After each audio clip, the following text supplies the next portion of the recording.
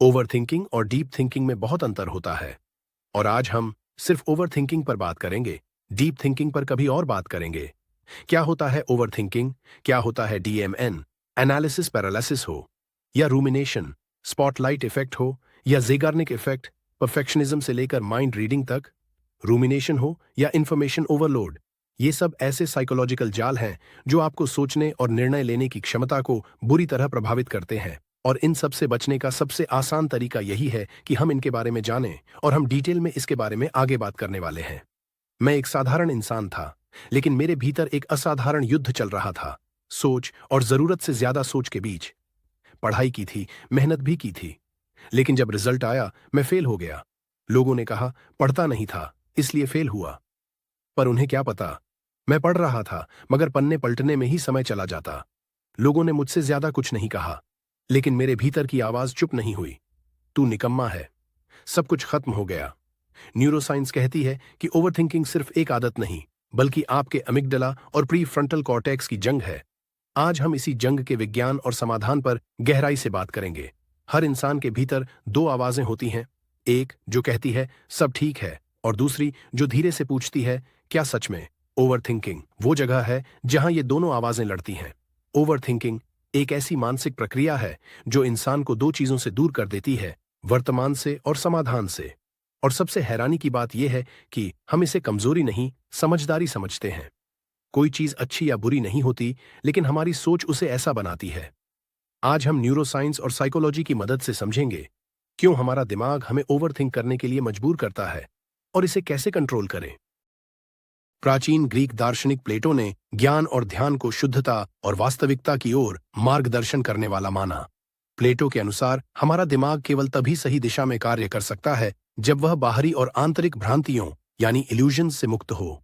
Overthinking पर एक प्रसिद्ध कथन है कि कई लोगों में मौलिकता की कमी होती है, वे अपने वास्तविक बोझ से भी भारी बोझ ढोते हैं। क्या आप जानते हैं 2000 साल पहले लोग ओवरथिंकिंग से कैसे बचते थे, जब ना था थेरेपी ना न्यूरोसाइंस। फिर भी बुधा, सोक्रेटिस जैसे लोगों ने ढूंढ लिया था ओवरथिंकिंग का रूट कॉज। आज मॉडर्न साइंस कहती है उनकी तकनीकें दिमाग की वायरिंग बदल देती हैं, पर कैसे, चलिए जानते हैं इस वीडियो में। ओवरथिंकिंग का सीधा संबंध डिफॉल्ट मोड नेटवर्क यानी डीएमएन से है। डीएमएन मस्तिष्क का वह नेटवर्क है जो तब सक्रिय होता है जब आप कुछ नहीं कर रहे होते, मतलब रेस्टिंग स्टेट। ओवरथिंकर्स का डीएमएन हाइपर एक्टिव होता है, इसलिए अकेले बैठते ही उनका मस्तिष्क कल्पनाओं और चिंताओं में दौड़ने लगता है। जब भी आप ओवरथिंक करते हैं, आपके दिमाग का अमिगडाला एक झूठा थ्रेट सिग्नल भेजता है, जिससे फाइट और फ्लाइट मोड ट्रिगर होता है। ये आपको खतरे का एहसास दिलाता है, भले ही कोई खतरा ना हो। यहां मजेदार बात यह है, आपका प्रीफ्रंटल कॉर्टेक्स जो लॉजिक के लिए जिम्मेदार है, अमिगडाला से लड़ने की कोशिश करता है। पर जब अमिगडाला ज्यादा ताकतवर हो जाता है, तो आप एनालिसिस पैरालिसिस के शिकार हो जाते हैं। मतलब आप सिर्फ सोचते रह जाते हैं और निर्णय लेने की शक्ति खो देते हैं। आप सोचते हैं कि आप सोच रहे हैं, पर सच में आपका दिमाग आपको सोचने के लिए मजबूर कर रहा है। बौद्ध दर्शन के अनुसार जब मन अतीत की गलियों में भटकता है या भविष्य की चिंता में खो जाता है, तब वर्तमान में रहना असंभव हो जाता है। 2019 की एक स्टडी में चूहों को लगातार स्ट्रेस दिया गया। नतीजा ये आया कि उनके प्री फ्रंटल कॉर्टेक्स में ग्रे मैटर घट गए, यानी निर्णय लेने की क्षमता कमजोर हो गई। ओवरथिंकिंग दिमाग का वो ब्लैक होल है जो एनर्जी चूसता है, और यहां ग्लूटामेट नामक केमिकल आपको इस लूप में फंसाए रखता है। पर घबराइए नहीं, न्यूरोसाइंस हमें इससे बाहर निकलने का रास्ता भी बताती है। जब हम अधिक सोचते हैं तो मस्तिष्क की वर्किंग मेमोरी पर दबाव पड़ता है, जिससे समस्या समाधान की क्षमता कमजोर हो जाती है। बार बार ओवरथिंकिंग करने से मस्तिष्क में नकारात्मक न्यूरल पाथवे मजबूत हो जाते हैं, जिससे यह हमारी आदत बन जाती है। जब व्यक्ति खुद नियंत्रित नहीं कर पाता, तो यह जनरलाइज्ड एंजाइटी डिसऑर्डर जीएडी या ऑब्सेसिव कंपल्सिव डिसऑर्डर ओसीडी में बदल सकता है। वेल्स का SREF self regulatory executive function model बताता है कि नेगेटिव मेटा बिलीव्स, जैसे कि अगर मैं सोचना बंद करूं तो कुछ गलत हो जाएगा, ओवरथिंकिंग को स्थायी बनाते हैं।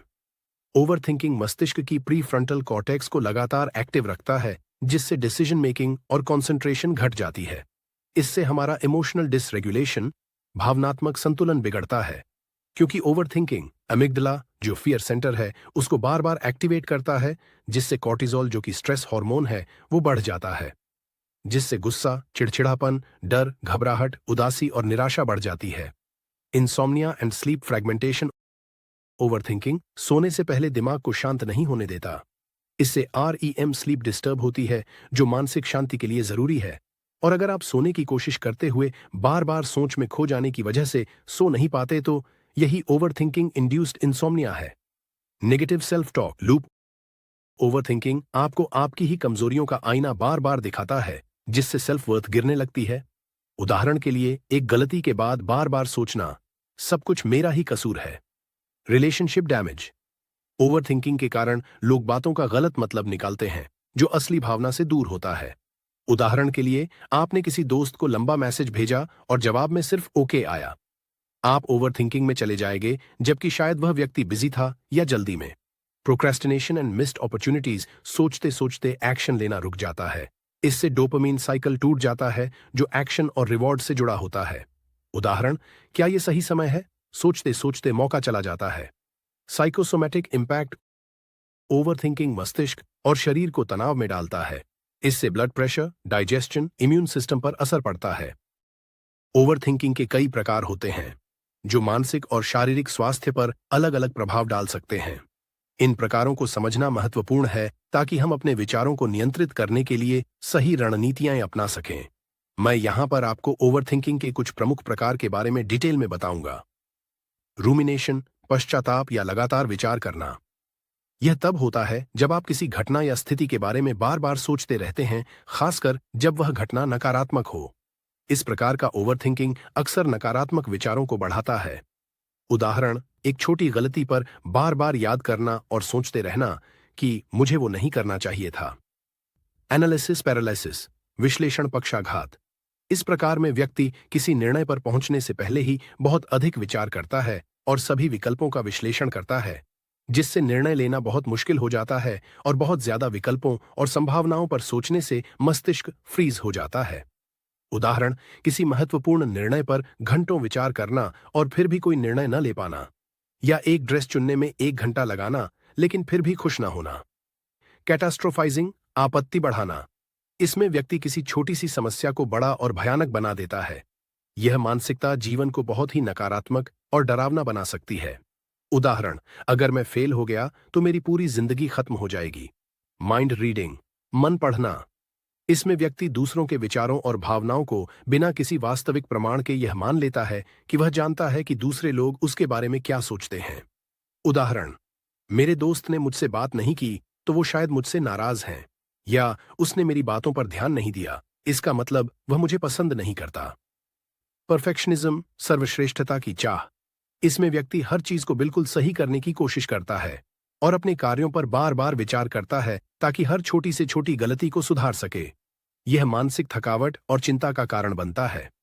उदाहरण, यह रिपोर्ट सही नहीं है, इसमें कोई गलती हो सकती है, मैं फिर से जांच करता हूं।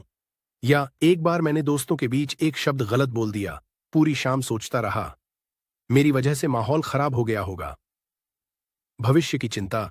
इसमें व्यक्ति भविष्य के बारे में अत्यधिक सोचता है और हर संभव नकारात्मक परिणाम की कल्पना करता है। यह व्यक्ति को भविष्य की समस्याओं से निपटने के लिए मानसिक रूप से तैयार नहीं करता है, बल्कि व्यक्ति को और अधिक तनावग्रस्त कर देता है। उदाहरण, क्या होगा अगर मुझे परीक्षा में अच्छे अंक नहीं मिलते? अगर मुझे नौकरी नहीं मिलती तो मैं क्या करूंगा? आत्मसंकोच। इस प्रकार में व्यक्ति अपने निर्णयों और क्षमताओं पर शक करता है। यह आत्मसंवेदना और आत्मसंवाद को नकारात्मक रूप से प्रभावित करता है। उदाहरण, क्या मैं इस काम को सही तरीके से कर सकता हूं? क्या मैं सही रास्ते पर हूं? क्या मैं खुद को साबित कर पाऊंगा? भारत में लोग क्या कहेंगे कि फिलॉसफी ने ओवरथिंकिंग को एक सांस्कृतिक महामारी बना दिया है। Journal of cross cultural psychology की 2023 की रिपोर्ट कहती है कि 68% भारतीय युवा ओवरथिंकिंग के शिकार हैं। गीता का कर्म पर फोकस और न्यूरोसाइंस का एक्शन बायस थ्योरी एक ही बात कहते हैं। जब हम एक्शन लेते हैं तो डॉर्सोलैटरल प्रीफ्रंटल कॉर्टेक्स एक्टिव होता है, जो ओवरथिंकिंग का दुश्मन है। इलॉन मस्क का कहना है, अगर मैं हर फैसले को ओवरथिंक करता तो स्पेस एक्स कभी लॉन्च नहीं होता। न्यूरोसाइंस कहती है कि डोपामाइन का सही इस्तेमाल, यानी चुनौती भरा काम करना, प्रीफ्रंटल कॉर्टेक्स को ट्रेन करता है। बुद्ध ने यह सिखाया कि जीवन में संतुलन बहुत जरूरी है। ओवरथिंकिंग तभी होती है जब हम या तो अतीत या भविष्य में फंसे रहते हैं या फिर हम किसी भी स्थिति को ओवर रिएक्ट करते हैं। ओवरथिंकिंग से बचने के लिए हमारे पास कई उपाय हैं, लेकिन हम सिर्फ उनके बारे में बात करेंगे जो बेहद आसान हैं और अत्यंत प्रभावशाली हैं। संगीत का सहारा। जब भी आपको लगे आप फालतू की बातें सोच रहे हैं और इससे बच भी नहीं पा रहे, तो कुछ संगीत सुने जो शांतिदायक हो, विशेष रूप से इंस्ट्रूमेंटल म्यूजिक या नेचर साउंड्स। संगीत आपके मस्तिष्क को रिलैक्स करने में मदद करता है और इसके साथ ही आपकी सोच को एक नया मोड़ मिलता है। यह आपके दिमाग से चिंताजनक विचारों को निकालने में मदद करता है। 2 मिनट की गतिविधि। जब भी आप ज्यादा सोचने लगें तो कोई छोटा सा काम करें, जैसे 2 मिनट के लिए रसोई में काम करें, 1 गिलास पानी पिएं या अपनी पसंदीदा गाने पर डांस करें या जाकर नहा लें। Smart time management. अगर आप लगातार किसी समस्या के बारे में सोचते हैं तो उस पर स्पेसिफिक टाइम निर्धारित करें, जैसे कि 10 मिनट। तय करें कि आपको इस समस्या पर सिर्फ इतने ही समय तक विचार करना है। समय सीमा तय करने से मस्तिष्क पर एक मेंटल ब्लॉक लगता है, जिससे वो अगले 10 मिनट के बाद विचार करना बंद कर देता है। इससे आप खुद को एनालिटिकल पैरालिसिस से बचाते हैं। Stoicism, the dichotomy of control. 2000 साल पहले स्टोइक फिलोसोफर एपिक्टेटस ने कहा, कुछ चीजें हमारे कंट्रोल में हैं, कुछ नहीं। आज साइकोलॉजी इसे लोकस ऑफ कंट्रोल कहती है। इस बात पर ध्यान दीजिएगा, कुछ चीजें हमारे कंट्रोल में हैं और कुछ नहीं। Cortisol, the silent killer. Her bar overthink करने पर आपका दिमाग कॉर्टिजोल नामक स्ट्रेस केमिकल छोड़ता है। ये आपके डीएनए को भी नुकसान पहुंचाता है। टेलोमेरीज डीएनए के सिरे, जो कि उम्र के लिए जिम्मेदार होते हैं, उनको छोटा करके आपकी उम्र घटा देता है। थॉट रिकॉर्ड बनाएं, जिसमें आप अपने नकारात्मक विचारों को लिखें और उन्हें चुनौती देने के तरीके ढूंढें। प्रतिदिन कम से कम 30 मिनट व्यायाम करें। शारीरिक गतिविधि से एंडोर्फिन्स का उत्सर्जन होता है, जो मानसिक तनाव कम करता है। यह छोटी सी फिजिकल एक्टिविटी आपके मस्तिष्क को डिस्ट्रैक्शन देती है और मस्तिष्क को फिर से सक्रिय करती है, जिससे आप ओवरथिंकिंग से बाहर निकलते हैं। मुझे लगता है मैंने जितने भी उपाय बताए वो बेहद प्रभावशाली और आसान हैं। एक स्टडी में पाया गया कि ओवरथिंकर्स के एमिग्डला में उतनी ही एक्टिविटी होती है जितनी किसी हमला होने के वक्त होता है। इससे कॉर्टिजोल का स्तर बढ़ता है और हिपोकैम्पल श्रिंकेज होता है, जो लंबे समय तक मानसिक क्षति पहुंचा सकता है। अब हम इससे जुड़ी कुछ और बातें जानेंगे। Emotional dysregulation. एक छोटी सी गलती पर रो देना या खुद को दोष देना, यह इमोशनल डिसरेगुलेशन है। ज़ाइगार्निक इफेक्ट। अधूरे काम या अधूरी घटनाएं दिमाग में ज्यादा देर तक बनी रहती हैं। बादर-मीनहोफ फेनोमेनन। जब आप किसी चीज को पहली बार सुनते या देखते हैं तो अचानक वो चीज आपको हर जगह दिखने लगती है। जैसे आपने कोई वाहन या फोन खरीदा तो आपका दिमाग उसी को हाईलाइट करेगा। Spotlight effect. हमें लगता है कि सब लोग हमें देख रहे हैं और हमारे बारे में सोच रहे हैं, जबकि ऐसा कुछ नहीं होता। Cognitive dissonance. जब हमारे विचार और हमारे कर्म एक जैसे नहीं होते तो अंदर बेचैनी होती है। नेगेटिविटी बायस।